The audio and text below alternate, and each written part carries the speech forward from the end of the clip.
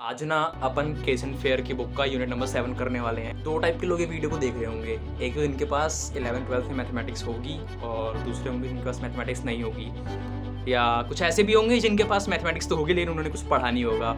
चिंता मत करो, तुम भी सेकंड कैटेगरी में अंदर ही आते हो। एक बात सबसे पहले आपको क्लियर कर दूं कि ये चैप्टर जो है ये कुछ ऐसा नहीं है कि अगर आपके पास इकोनॉमिक्स नहीं थी या मैथमेटिक्स नहीं थी तो आपको समझ नहीं आने वाला। हाँ, हो सकता है कुछ टीचर्स या कुछ आपके फ्रेंड्स या आपको कुछ ऐसा बोल रहे हो कि यार तेरे पास नहीं थी इकोनॉमिक्स तो समझ तो नहीं आने वाला, लेकिन ऐसा नहीं है। बहुत आसान चैप्टर है, बहुत आसान। यार हाँ, मैं आपको एक बात बता दूं कि जो आपको यहाँ पे नोट्स दिख रहे हैं, अगर आपको इसकी पूरी पीडीएफ चाहिए हो तो डिस्क्रिप्शन बॉक्स में ड्राइव का लिंक है, वहाँ से ले लेना। और नहीं तो आपका मन करे तो आप स्क्रीनशॉट भी ले सकते हो साथ साथ। मैं चैप्टर के बारे में बताने से पहले आपको थोड़ा सा ओवरव्यू दे देता हूँ। हम यहाँ पर बेसिकली पूरे प्रोडक्शन प्रोसेस के बारे में जानेंगे। प्रोडक्शन क्यों करना है, कैसे करना है, किसके लिए करना है, कितना करना है, वो सारी चीज़ें। और ये सब करते टाइम हमें किन किन फैक्टर्स का ध्यान रखना है और साथ ही हम ऐसे कौन से डिसीजन लें जिनके जरिए हम कंपनी के प्रॉफिट को मैक्सिमाइज कर सकें। तो इन्हीं सब बातों के अराउंड हमारा पूरा का पूरा चैप्टर इवॉल्व करता है। तो चलिए शुरू करते हैं। सबसे पहले आता है हमारा प्रोडक्शन।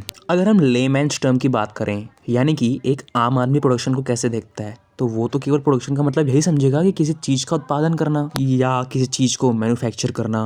कोई आम आदमी तो प्रोडक्शन को यही समझ सकता है, लेकिन इकोनॉमिक्स में ऐसा नहीं है। इकोनॉमिक्स में इससे अलग है। इकोनॉमिक्स में हम प्रोडक्शन को एक प्रोसेस की तरह देखते हैं, जहाँ पे हम इनपुट्स को कंबाइन करके उन्हें ट्रांसफॉर्म करते हैं। यानी कि हम बड़े सारे इनपुट्स को इकट्ठा करते हैं, उनके अंदर कुछ ट्रांसफॉर्मेशन करते हैं और उनसे अपना आउटपुट निकालते हैं। मेरे कहने का सेंट्रल आइडिया तो बस इतना सही है कि हम किस चीज़ का मैन्युफैक्चरिंग कर रहे हैं, लेकिन इकोनॉमिक्स में हमारे टीचर्स को अच्छा यही लगता है कि हम प्रोडक्शन कुछ ऐसे डिफाइन करें। आई होप आपको प्रोडक्शन तो क्लियर होगा। तो आगे से जो आपसे कोई पूछे व्हाट इज प्रोडक्शन, तो आपको यही चीज़ बोलनी है, ना कि ये कि हम किसी चीज़ की मैन्युफैक्चरिंग करते हैं तो उसे प्रोडक्शन कहते हैं।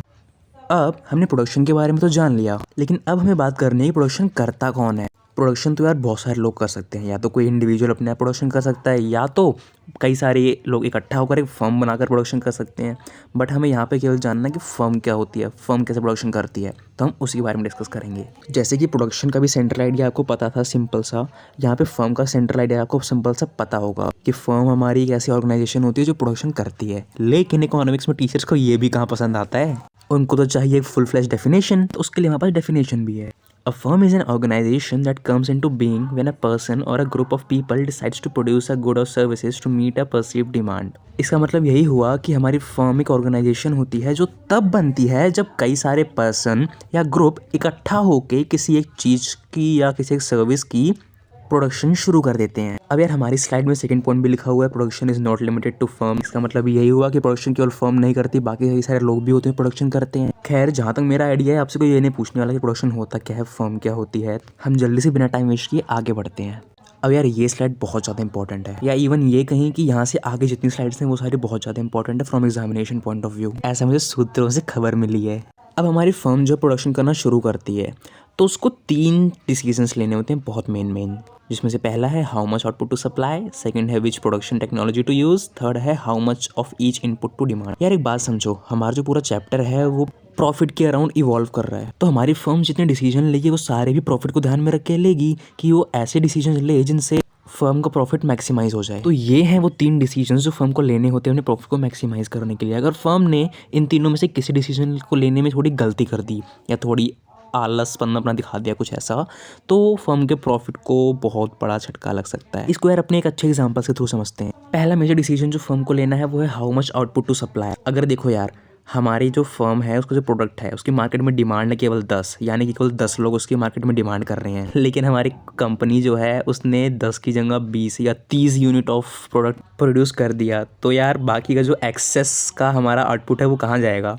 तो उससे यार कंपनी का प्रॉफिट तो एकदम खत्म हो जाएगा ना। तो फर्म ने अगर ऐसे डिसीजन लेने में गलती की तो फर्म की तो लग गई। अब एक सेकंड डिसीजन जो फर्म को लेना होता है वो होता है which production technology to use. मतलब कंपनी अपना प्रोडक्शन करते टाइम किस टेक्नोलॉजी का यूज़ करे। कंपनी के पास देखो जनरली यार 2 ऑप्शन होते हैं, या तो वो कैपिटल का यूज़ करे, कैपिटल से मेरा मतलब है कि बहुत सारी मशीनरी का यूज़ करे, और या तो वो लेबर का यूज़ करे, बहुत सारे इंसानों को लगा दे काम पे और उनसे काम करवाए। आपको एक रियल लाइफ एग्जांपल देता हूँ। 2 कार कंपनी है हमारी, एक है हमारी टेस्ला और एक है हमारी रोल्स रॉयस। दोनों को आप जानते ही होंगे। रोल्स रॉयस का जो 80% वर्क है वो लेबर करती है, वो वहाँ के जो मौजूद वहाँ पे लोग हैं वो करते हैं। और टेस्ला का जो प्रोडक्शन का प्लांट है वो पूरा का पूरा ऑटोमेटेड है, मतलब वहाँ पर इंसानों की संख्या कम है। वहाँ पे प्रोडक्शन जो होता है वो हमारा पूरा कैपिटल यानी कि मशीनरी के थ्रू होता है। अब चाहे अगर रोल्स रॉयस, तो रोल्स रॉयस भी यार कोई गरीब कंपनी तो है नहीं, वो चाहे तो वो भी अपना पूरा का पूरा प्लांट ऑटोमेट कर सकती है, लेकिन वैसे नहीं करती। क्यों? क्योंकि रोल्स रॉयस अपनी लेगेसी के लिए फेमस। अगर रोल्स रॉयस ने भी ऑटोमेट करके अपना सारा काम करना शुरू कर दिया और लोगों को वो बात पसंद ना आई, तो प्रॉफिट पे यार बहुत बड़ा एक स्लम्प आ सकता है। सो दैट्स वाई ये डिसीजन लेना भी फर्म के लिए बहुत ज़्यादा इंपॉर्टेंट होता है।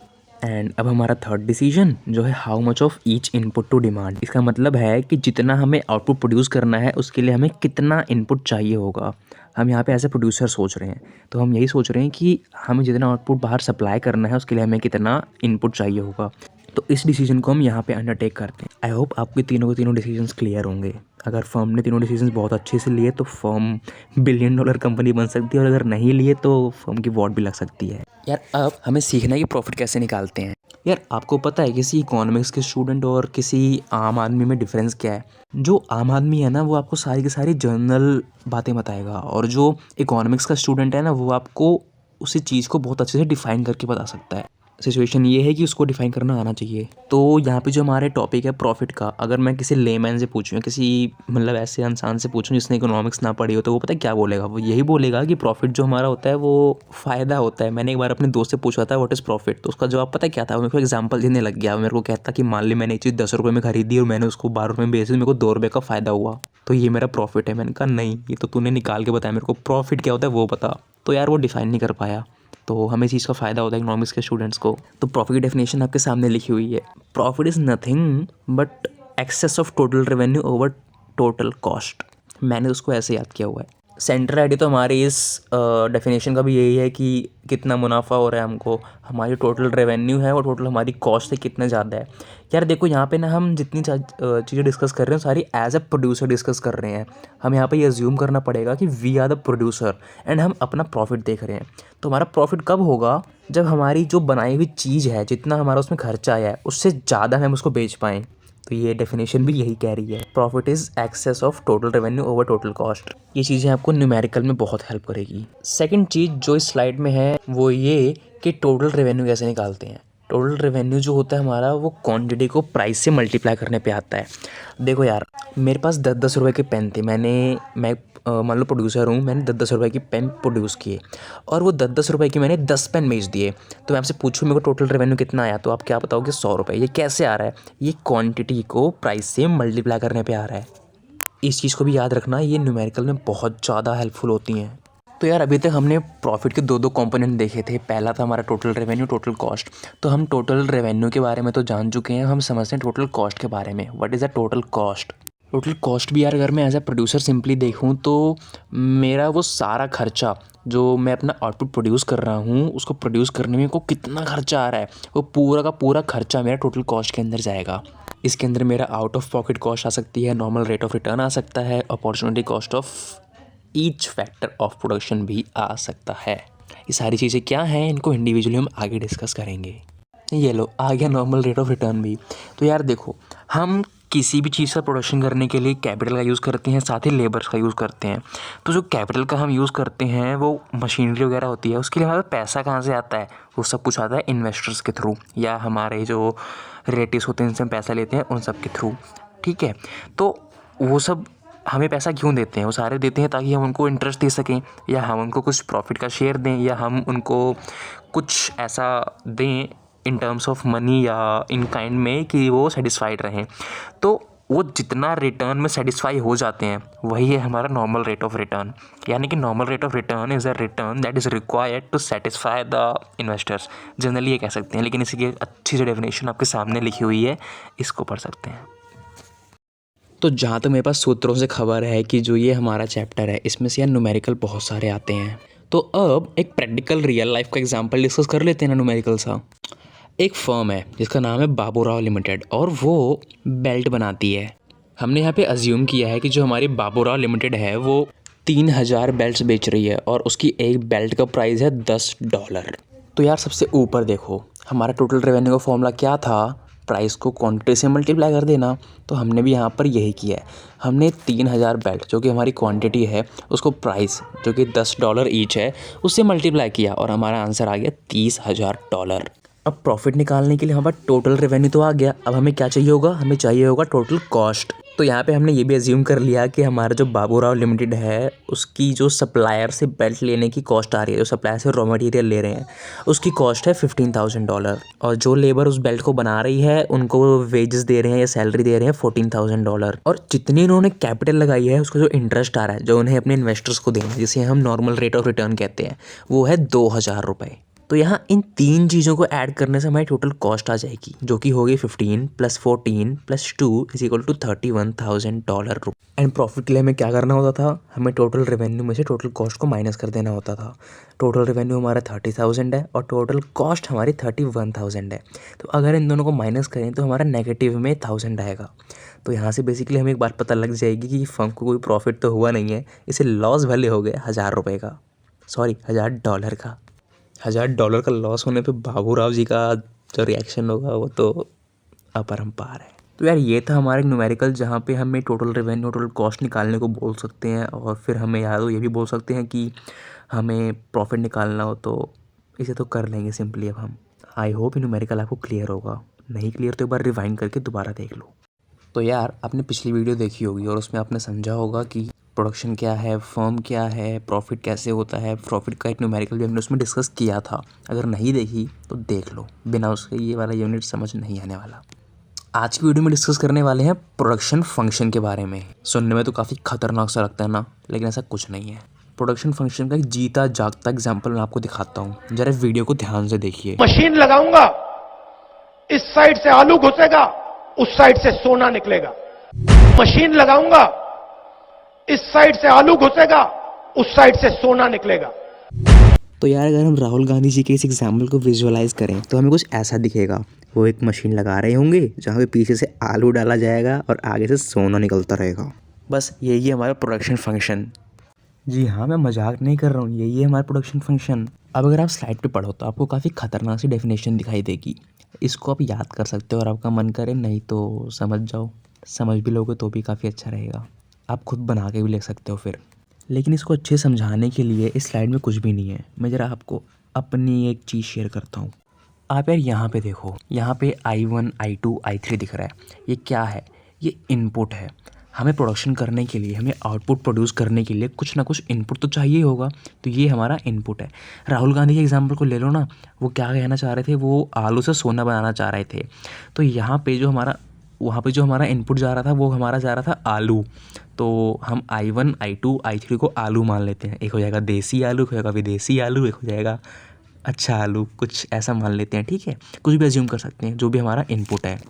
और उन तीनों इनपुट को हमने कंबाइन किया और हम ले आए एफ़ में। एफ़ क्या है? फंक्शन, या बोलें तो मशीन है। ये वही मशीन है जिससे सोना बनेगा।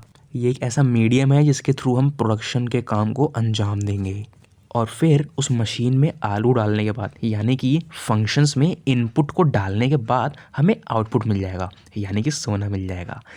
तो ये वही हमारा डायग्राम है आलू से सोना बनाने वाली टेक्निक का, जिसे हम इकोनॉमिक्स की टर्म्स में प्रोडक्शन फंक्शन कहते हैं। ये आपकी अंडरस्टैंडिंग के लिए तो काफ़ी अच्छा है, लेकिन टीचर को ऐसा पसंद बिल्कुल नहीं आएगा। उनके लिए आपको प्रॉपर डेफिनेशन यूज़ करनी पड़ेगी, जो आपको स्लाइड में दिख रही थी। हमारा जो आउटपुट निकला, यानी कि आउटपुट को हमने यहाँ पे क्यू से डिनोट कर दिया है। तो जो हमारा आउटपुट निकला क्यू, उसको हम कुछ ऐसे भी लिख सकते हैं कि हमारा जो आउटपुट है क्यू, वो हमने इन इनपुट्स को एक फंक्शन के अंदर डाला और फिर वहाँ से बनाया है। और ये हमारे I1 I2 I3 I4 ये और कुछ नहीं, यही हमारे फैक्टर्स ऑफ प्रोडक्शन है, जिसे हम इकोनॉमिक्स में लैंड, लेबर, कैपिटल, एंटरप्रेन्योरशिप्स के नाम से जानते हैं। फैक्टर ऑफ प्रोडक्शन से मेरा मतलब है कि वो चीज़ें जो हमें प्रोडक्शन करने में हेल्प करेंगी।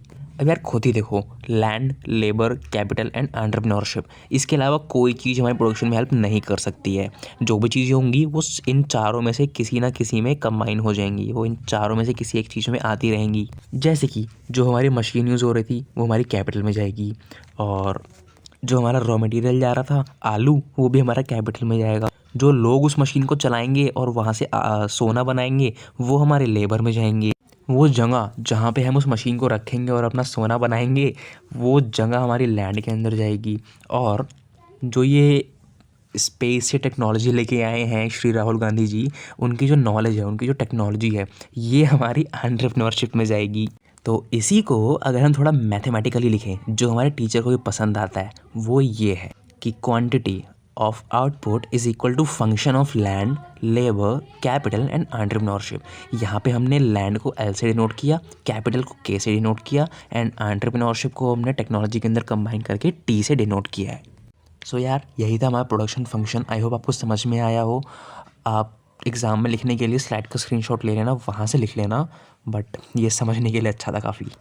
अब यहाँ तक हम प्रोडक्शन फंक्शन के बारे में तो जान चुके हैं। इसके बाद हमारा टॉपिक आता है टाइप्स ऑफ प्रोडक्शन फंक्शन। यार इस चीज़ को सिंपल समझो। हम टाइप्स ऑफ प्रोडक्शन फंक्शन को ऐसे भी समझ सकते हैं कि प्रोडक्शन करने के लिए हमारे पास कितना टाइम है। अगर हमारे पास थोड़ा कम टाइम है तो उसको हम शॉर्ट रन बोलेंगे, अगर हमारे पास बहुत टाइम है तो हम उसको लॉन्ग रन बोलेंगे। या और सिंपल बताऊं तो शॉर्ट रन प्रोडक्शन फंक्शन का मतलब मेरे पास प्रोडक्शन करने के लिए कम टाइम है, यानी कि मेरे पास प्रोडक्शन करने के लिए अप्रॉक्सीमेटली 1 साल, 1.5 साल या 2 साल हद मार के इतना है। और अगर लॉन्ग रन की बात करें तो मेरे पास प्रोडक्शन करने के लिए 10 साल, 15 साल, 50 साल, 100 साल हैं, इतना सारा टाइम है। अब इसके बाद एक लेवल नीचे और चलें तो हमारे पास आता है कि शॉर्ट रन और लॉन्ग रन में जो इनपुट है वो किस टाइप का है, यानी कि जो उसमें हम रॉ मटेरियल डाल रहे हैं, जो उसमें इनपुट डाल रहे हैं, वो किस टाइप का है हमारा, वो फिक्स्ड फैक्टर है या वेरिएबल फैक्टर है। तो यार एक चीज़ याद रखना कि शॉर्ट रन में हमारा एटलीस्ट एक फैक्टर फिक्स्ड होना ज़रूरी होता है और बाकी जितने वेरिएबल हो जाएंगे वो फ़र्क नहीं पड़ता। और लॉन्ग रन में तो हमारे सारे के सारे फैक्टर वेरिएबल होते हैं। मैं जानता हूँ आपको समझ नहीं आया होगा मैं क्या बोल गया, फिक्स्ड वेरिएबल ये सब बताता हूँ। फिक्स्ड फैक्टर हमारे वो फैक्टर होते हैं या वो इनपुट होते हैं जो कि मैं एक बार लगाया और फिर उनको भूल गया। जैसे कि मैंने एक वाटर ट्रीटमेंट प्लांट इंस्टॉल किया, ठीक है, मैंने वहाँ पर 30 लाख रुपए की मशीनरी लगा दी। वो जो मशीनरी है वो बढ़िया काम कर रही है, लेकिन मुझे खबर मिलती है कि अगर मैं इसी प्लांट को ले जाकर किसी कोस्टल स्टेट में लगाऊंगा तो वहाँ पे मेरे को ज़्यादा फ़ायदा होगा, वहाँ पे मेरा प्रॉफिट मैक्सिमाइज होगा। लेकिन मेरे पास प्रोडक्शन करने के लिए टाइम ही केवल 1 साल का है, तो यार मेरे लिए पॉसिबल नहीं होगा कि 1 साल के अंदर मैं पूरे प्लांट को यहाँ से उठाऊँ और किसी कोस्टल एरिया जैसे कि गोवा वगैरह के साइड में वहाँ पर ले आके उसको इंस्टॉल करूँ। तो ये हम कह सकते हैं कि शॉर्ट रन में हमारा एक ना एक फिक्स फैक्टर होता है और बाकी जो उसको फिक्स फैक्टर को चला रहे होते हैं लोग, जो उसको ऑपरेट कर रहे होते हैं, वो हमारे वेरिएबल फैक्टर होते हैं। मेरे पास शॉर्ट रन में इतना टाइम नहीं होता कि मैं एक जगह से किसी प्लांट वगैरह या किसी मशीनरी को ले जाऊं और उसको किसी दूसरी जगह पे शिफ्ट करूं, पूरा सेटअप करूं, उसको इंस्टॉलेशन करूं और फिर वहाँ पे अपनी नई लेबर को ढूंढूं और फिर उसको ऑपरेट कराना सिखाऊं। तो शॉर्ट रन में मैं इतना नहीं कर सकता यार। तो इसलिए शॉर्ट रन में हमारे जो फैक्टर होते हैं वो फिक्स होते हैं, उसको हमने एक बार जहाँ पे लगा दिया तो हमें उसको वहीं पे यूज़ करना पड़ेगा, क्योंकि हमारा टाइम बहुत कम है, हम उसको शिफ्ट नहीं कर सकते। लेकिन लॉन्ग रन में ऐसा नहीं होता। लॉन्ग रन में प्रोडक्शन करने के हमारे पास 20 साल, 30 साल, 50 साल हैं। तो हमको अगर कहीं से खबर मिलती है कि एक दूसरी जगह जहाँ पे प्रोडक्शन करने से हमें बहुत ज़्यादा फ़ायदा होगा, तो एक बार को हम सोच सकते हैं कि अपने पूरे सेटअप को ले जाएं, यहाँ से उठा के वहाँ पटकें और फिर वहाँ पूरा इंस्टॉलेशन करें, क्योंकि टाइम बहुत ज़्यादा है हमारे पास। तो एक चीज़ जो आपको याद रखनी है वो ये कि लॉन्ग रन में हमारे सारे के सारे फैक्टर वेरिएबल होते हैं और शॉर्ट रन में हमारे सारे नहीं, ज़्यादा फैक्टर जो होते हैं वो फिक्स होते हैं और कुछ वेरिएबल होते हैं। तो यार यहाँ पे हमारा प्रोडक्शन फंक्शन का पूरा कॉन्सेप्ट ख़त्म होता है। वीडियो पसंद आई हो तो यार लाइक शेयर सब्सक्राइब कर देना प्लीज़। यहाँ पे हमारा जो यूनिट 7 है वो ऑलमोस्ट ख़त्म हो जाता है। इसके बाद हमारा एक टॉपिक बचता है law of diminishing marginal return. ये बेसिकली आलस्य का लॉ है, ये मैं इसको बोलता हूँ आलस्य का लॉ। वो क्यों बोलता हूँ मैं आपको आने वाली वीडियो में बताऊँगा, बहुत आसान है ये भी। तब तक के लिए thank you, goodbye. Comment में बता देना कैसी लगी वीडियो।